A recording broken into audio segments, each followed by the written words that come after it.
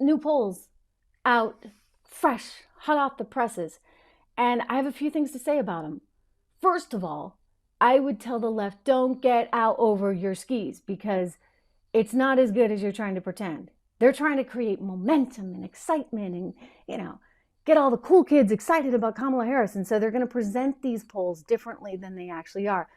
At the same time, I'm going to tell my conservative friends out there, be careful. Because at the same time, even though she's not winning yet, she very well likely could if we're not smart.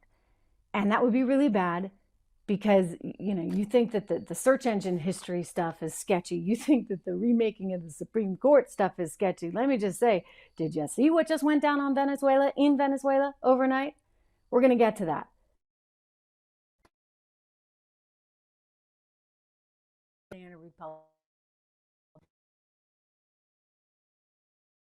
Like them for a second, to save democracy, or in our case, we're going to save our republic, the great United States of America.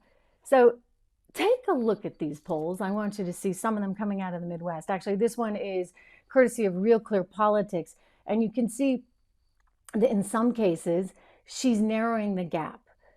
Some are concerning to me. For example, in Minnesota, which is going to be a hard one. I mean, just don't get me wrong like that, but it was a little bit more in play up until recently. Now we're still 99 days or so out, so there's a lot that could happen. But she's seeing a little bit of upside in Minnesota. She's also seeing a little bit of upside. This poll comes to us from Fox News. In Pennsylvania, there's an expectation that maybe she's going to go with Shapiro as her vice president.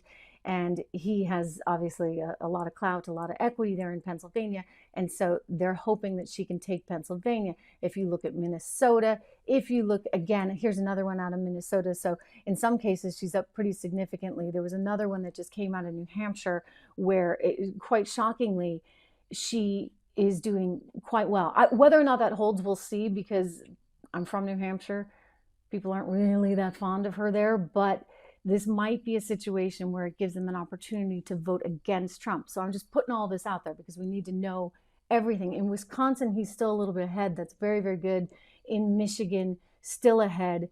And I think overall in the general election, if you see that poll, it shows that he is still ahead. So what you need to know is that when you see all of these headlines and, oh, Kamala's doing great, Kamala's way ahead, Kamala's, climbing.